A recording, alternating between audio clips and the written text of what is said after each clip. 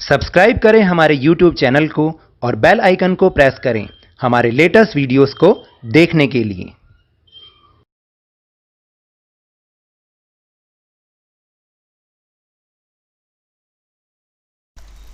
Hello and welcome to Lavneesh Sir की class.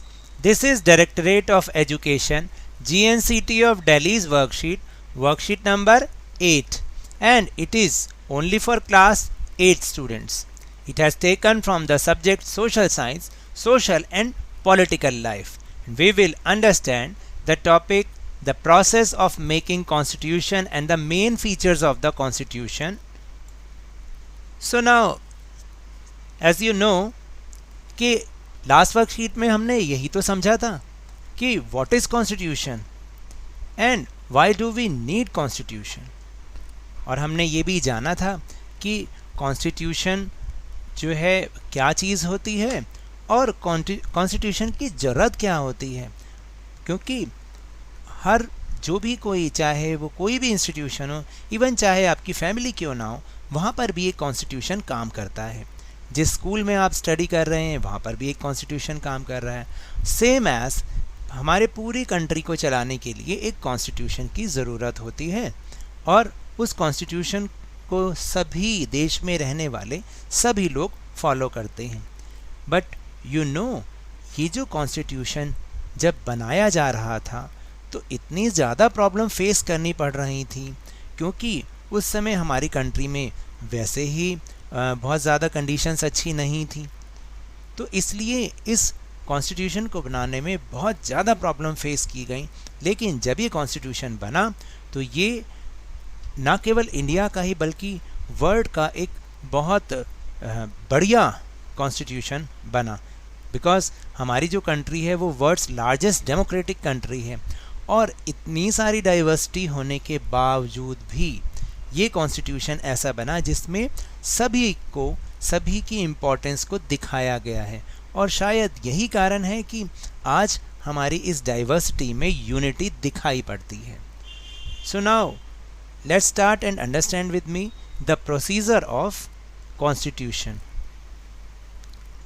The idea of constitution formulation started coming in the nationalist during the independence struggle. What should be the form of independent India?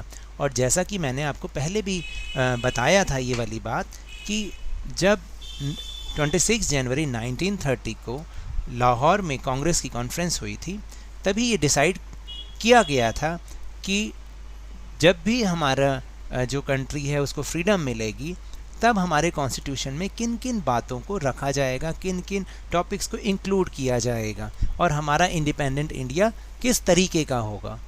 In independent India every citizens will have equal opportunity and all will have equal right to share in the government. देखिए, ये भी उस समय सोचा गया था कि जो इंडिपेंडेंट इंडिया होगा उसमें सभी सिटीज़न को इक्वल अपॉर्चुनिटी मिलेगी और उनके पास इक्वल राइट होगा गवर्नमेंट में अपना शेयर करने के लिए, गवर्नमेंट में अपना कंट्रीब्यूशन करने के लिए। But for our country with so many diversity, this was done not by one person but by a group of around 300 people who became members of the Constituent Assembly in 1946 and who met periodically for the next 3 years to write Indian Constitution. और देखिए, क्योंकि हम सब जानते हैं कि India is a diverse country, इसमें इतनी सारी डाइवर्सिटी है कि शायद कोई एक अकेला पर्सन इस कॉन्स्टिट्यूशन को नहीं बना पाता, तो इसीलिए इसमें अराउंड 300 पीपल की एक कॉन्स्टिट्यूएंट असेंबली बनाई गई 1946 में, जो कि हु मेट पीरियोडिकली मीन्स समय समय पर वो मिलते रहे फॉर द नेक्स्ट 3 years, यानी 3 सालों तक, 3 साल लग गए हमें उसको लिखने में, to write Indian constitution. Constituent assembly meetings continued for the next 3 years when the Constitution of India was formed. और इस कॉन्स्टिट्यूएंट असेंबली को वो लोग 3 साल तक लगातार काम करते रहे, तब कहीं जाके हमारा जो कॉन्स्टिट्यूशन ऑफ इंडिया है वो फॉर्म हुआ, यानी बना। The drafting committee of the constituent assembly was headed by doctor Bhimrao Ambedkar. तो जो ये हमारी कॉन्स्टिट्यूएंट असेंबली थी, इनके जो चेयरपर्सन थे, जो इनको हेड किया, जो इनके अध्यक्ष बने, वो बने डॉक्टर भीमराव अंबेडकर, और उनका बहुत ज़्यादा कंट्रीब्यूशन है इस कॉन्स्टिट्यूशन को फ्रेम करने में। These members of the Constituent Assembly had a huge task before them। और अभी जिसकी मैंने बात की थी, तो वही बात अब हम डिस्कस कर रहे हैं कि ये जो कॉन्स्टिट्यूएंट असेंबली के मेंबर्स थे, इनके लिए ये बनाना एक बहुत बड़ा चैलेंज था, बहुत बड़ा टास्क था। क्यों था? The country was made up of several different communities who spoke different languages, belong to different religion and had distinct cultures. तो देखिए क्यों था? क्योंकि हमारी जो इंडिया है उसके अंदर इतनी कम्युनिटीज़ हैं, इतनी डिफरेंट कम्युनिटीज़ हैं जो कि अलग अलग लैंग्वेजेस बोलती हैं, वो अलग अलग रिलीजियंस को बिलोंग करती हैं, और उन सब का अलग अलग कल्चर भी है। तो ऐसे में इन सब के लिए, इन सब को इन्वॉल्व करते हुए, इंक्लूड करते हुए एक कॉन्स्टिट्यूशन बनाना था, जो कि रियलिटी में एक ह्यूज टास्क था। Also when the constitution was being written, India was going through considerable turmoil. देखिए, टर्मोइल का मतलब होता है उथल पुथल होना, यानी जब ये कॉन्स्टिट्यूशन लिखा जा रहा था, तब हम सब जानते हैं कि उस समय हमारा देश भारत, जो हमारी इंडिया था, वो बहुत ही उथल पुथल के समय से निकल रहा था। All of these issues played on the minds of the members of the Constituent Assembly as they drafted Constitution। और इन सभी जो issues थे जो कि उस समय उनके माइंड में चल रहे थे, वो सब के सब जो है ड्राफ्ट बनाते हुए, उसका कॉन्स्टिट्यूशन का ड्राफ्ट बनाते हुए, ये सब जो issues थे वो उनके दिमाग में सारे के सारे चल रहे थे, और उन्होंने इसको ध्यान भी रखा। They rose to the occasion and gave this country a visionary documents that reflects a respect for maintaining diversity while preserving national unity। और उनकी जो ये मेहनत है वो रंग लाई, और उन्होंने कंट्री को एक ऐसा विजनरी डॉक्यूमेंट दिया जिसमें आज भी आप देखेंगे कि डाइवर्सिटी के साथ साथ यूनिटी भी साफ साफ नज़र आती है। तो उन्होंने नेशनल यूनिटी को भी प्रिजर्व रखा, और उसके साथ साथ डाइवर्सिटी को भी रिस्पेक्ट दिया। ऐसा नहीं कि मान लीजिए अगर हिंदी लैंग्वेज बोलने वाले बहुत ज़्यादा थे तो केवल हिंदी लैंग्वेज बोलने वालों के लिए ही कॉन्स्टिट्यूशन बनाया गया, ऐसा नहीं। सभी लैंग्वेजेस बोलने वाले, सभी रिलीजियंस, सभी डिफरेंट कल्चर वाले लोगों को इक्वल अपॉर्चुनिटी मिल सके, इसलिए ये कॉन्स्टिट्यूशन इस तरीके का बनाया गया। Now the main features of the constitution. देखिए कॉन्स्टिट्यूशन के मेन फीचर्स क्या हैं, जिसमें सबसे जो फर्स्ट फीचर इस कॉन्स्टिट्यूशन का है which is federalism. What is federalism? आप इसको अच्छे से समझिएगा, क्योंकि ये 9th में भी, ये 10th में भी ये टॉपिक बहुत अच्छे से आता भी है, और आपको अगर समझ में आ गया होगा तो आप इजीली उसको आगे भी अंडरस्टैंड करेंगे। It means different types of governments at different levels to govern the country. देखिए फेडरलिज्म का मतलब है कि when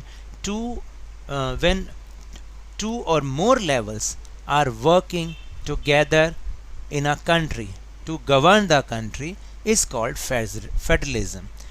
तो क्योंकि हम सब जानते हैं कि India is a diverse country, बहुत ज़्यादा डाइवर्सिटी है, तो अगर एक ही लेवल की गवर्नमेंट यहाँ पर होगी जो कि पूरे होल नेशन के लिए, तो वो शायद जो रीजनल इश्यूज़ हैं, जो रीजनल प्रॉब्लम्स हैं, यानी अलग अलग states, every states has a different population, different languages, different problems are there.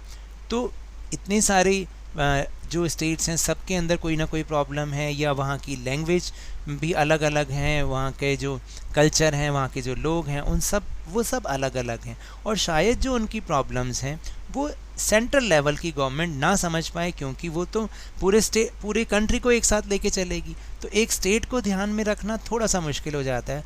तो दैट्स वाई कि यहाँ पर स्टेट्स के लिए every state has a state government, तो सबके लिए एक एक स्टेट गवर्नमेंट भी बनाई गई। It is just like your school.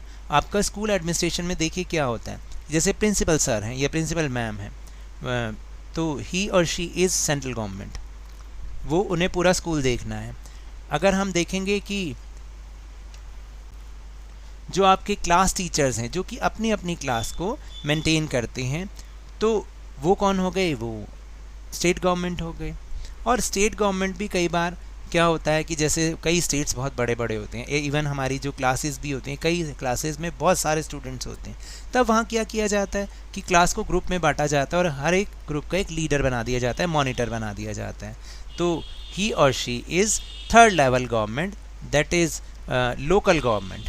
तो अब आप समझ रहे हैं ना, जैसे मैंने आपको एग्जांपल दी, ऐसे ही हमारी कंट्री में भी 3 लेवल्स पे गवर्नमेंट काम करती है। First level is central level, that is for whole country and its name is central government. Second, at the level state level, which is state government for each state. Third, at local self government level, जो कि एक state के अंदर भी अलग अलग area के लिए हो सकता है। In villages we call this panchayat raj system और gram panchayat, and in cities municipal corporation administration is there. तो अब आप समझ रहे हैं कि 3 levels कौन कौन से हैं। The reason for this is that in a large country like India, all states can have autonomous right to take decisions on certain issues.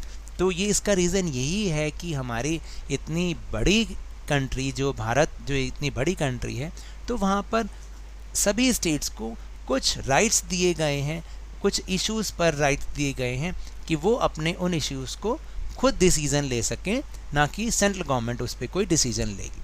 There are some list in the constitution for clarity of these issues, और हमारे constitution में इन सब के लिए एक list provide की गई है कि किन सब्जेक्ट पर सेंट्रल गवर्नमेंट काम करेगी या अपने लॉज मेकिंग करेगी, किन जो सब्जेक्ट्स हैं उन पर स्टेट गवर्नमेंट लॉ मेकिंग करेगी। तो इस तरीके से ये सब सारा कुछ क्लैरिफाइड है। Now the time for activity and our question answers section.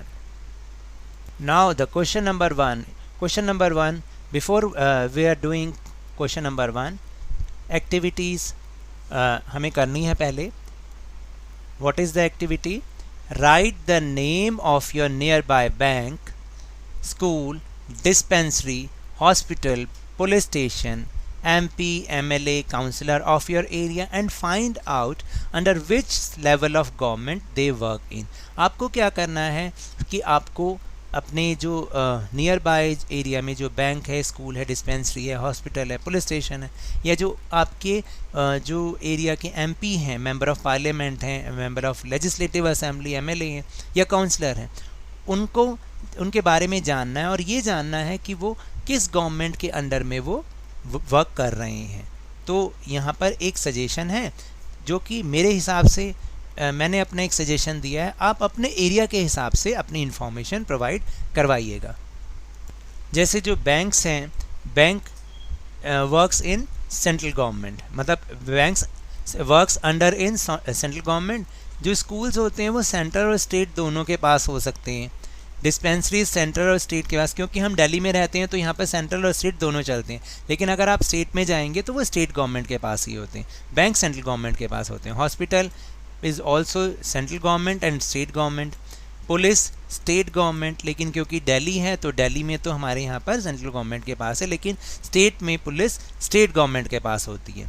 और जैसे मैंने एक एग्जांपल यहाँ पे लिखा है कि जैसे ईस्ट दिल्ली के जो MP है, मेंबर ऑफ पार्लियामेंट है, मिस्टर गौतम गंभीर, और who works under in central government, तो वो सेंट्रल गवर्नमेंट के अंडर में काम करते हैं। जो MLA हैं वो मिस्टर SK बग्गा हैं, कृष्णा नगर लेजिस्लेटिव सीट जो है, कृष्णा नगर सीट है लेजिस्लेटिव असेंबली की, वो स्टेट गवर्नमेंट के अंडर काम करते हैं। एंड MCD काउंसलर जो हैं वो कृष्णा नगर के ही श्री संदीप कपूर जी, जो कि ईस्ट दिल्ली म्यूनिसिपल कॉर्पोरेशन के अंडर में काम करती हैं। तो ये थी activity. Now will move on our question answer section. Question number 1 is what are the challenge faced by the constituent assembly at the time of frame constitution? The answer is there are many challenges before the Constituent Assembly. While framing the Constitution, the country was made up of several different communities who spoke different languages, belonged to different religions, and had distinct cultures. Also, when the Constitution was being written, India was going through considerable turmoil. All of these issues played on the minds of the members of Constituent Assembly as they drafted Constitution.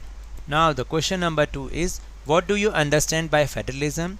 It means different types of governments at different levels to govern the country. Question number 3 is, how many levels of governance are there in our country? So in our country, government works at 3 levels. First at the central level, central government. Second at the state level, state government. Third at local government level, Panchayat Raj system or municipal corporation administration. Now the question number 4 is, why is the federal system of governance important for our country?